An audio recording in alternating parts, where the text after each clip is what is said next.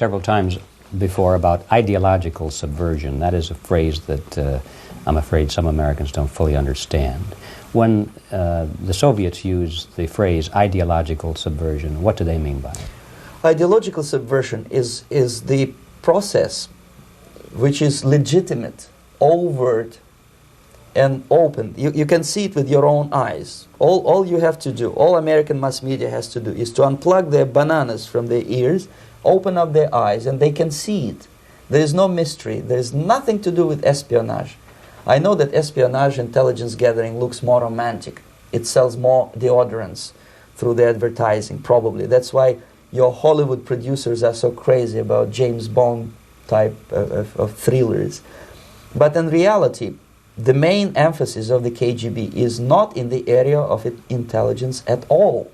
According to my opinion and opinion of many defectors of my caliber, only about 15% of time, money, and manpower is spent on espionage as such. The other 85% is a slow process which we call either ideological subversion or active measures, активные мероприятия in the language of the KGB, or psychological warfare.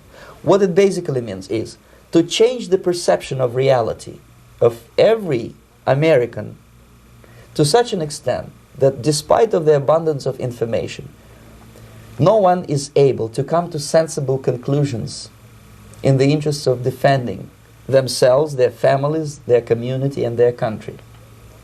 It's a great brainwashing process which goes very slow, and it's divided in 4 basic stages.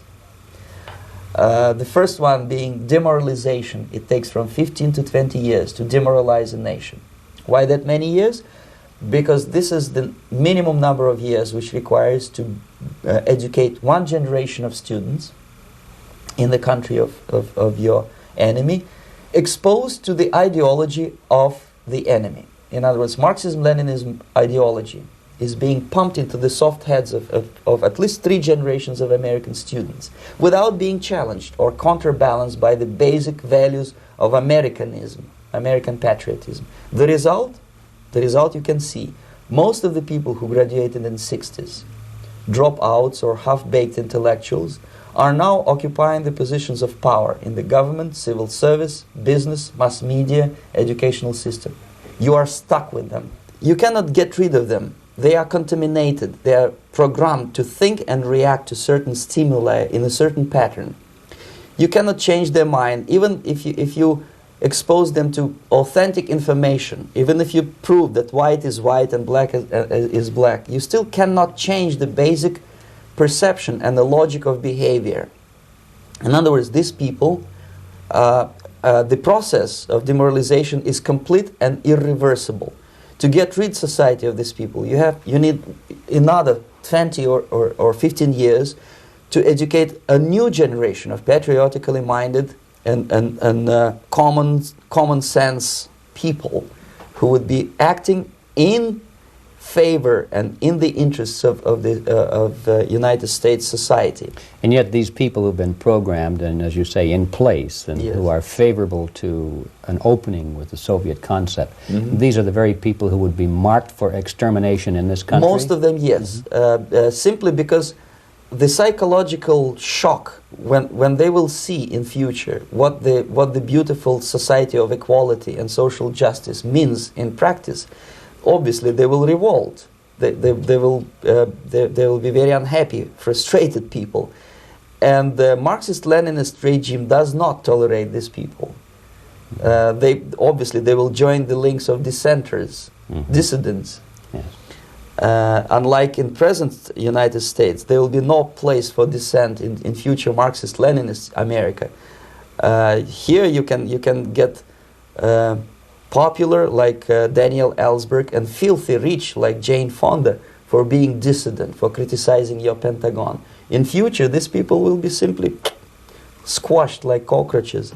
Nobody is going to pay them nothing for their beautiful, noble ideas of equality.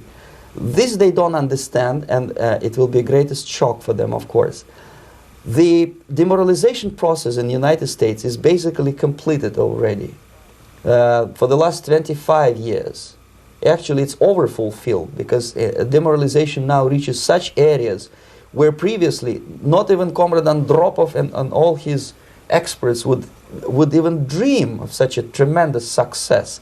Most of it is done by Americans to Americans, thanks to lack of moral standards. As I mentioned before, exposure to true information does not matter anymore.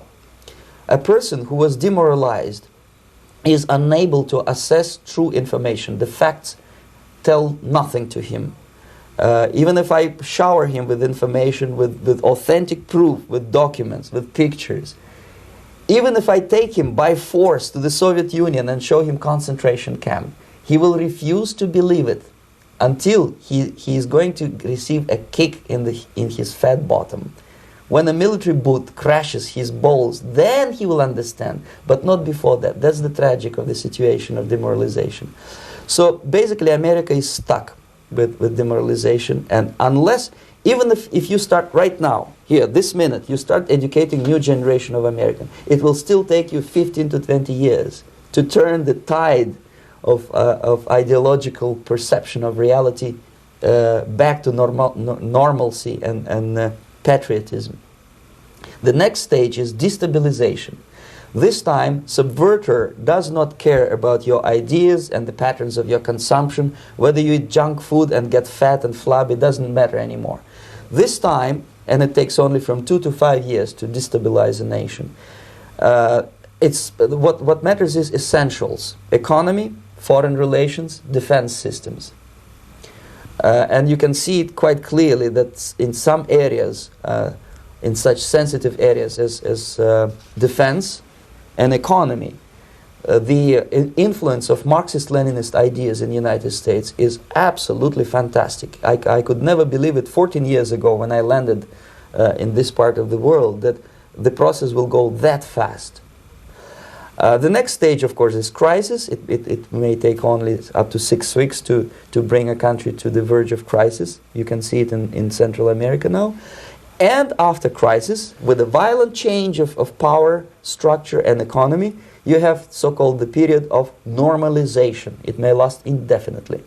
Normalization is a cynical expression borrowed from Soviet propaganda. When the Soviet tanks moved into Czechoslovakia in '68, Comrade Brezhnev said, "Now the situation in brotherly Czechoslovakia is normalized."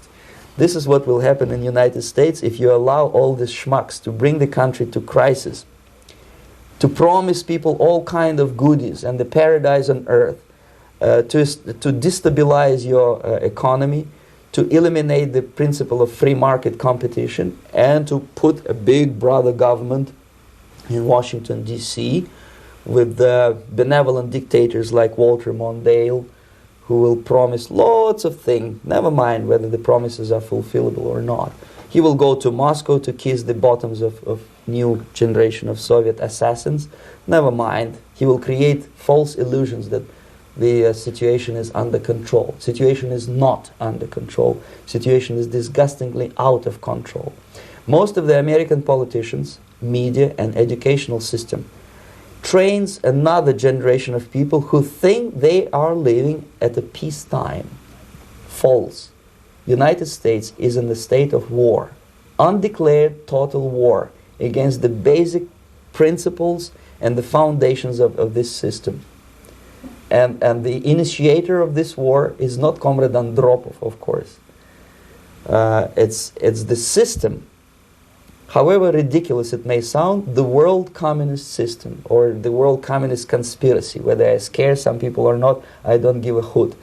If you are not scared by now, nothing can scare you. But you don't have to be paranoid about it.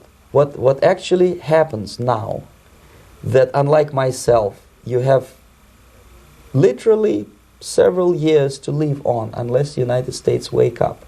The time bomb is ticking. With every second, the disaster is coming closer and closer. Unlike myself, you will have nowhere to defect to, unless you want to live in Antarctica with penguins. This is it. This is the last country of freedom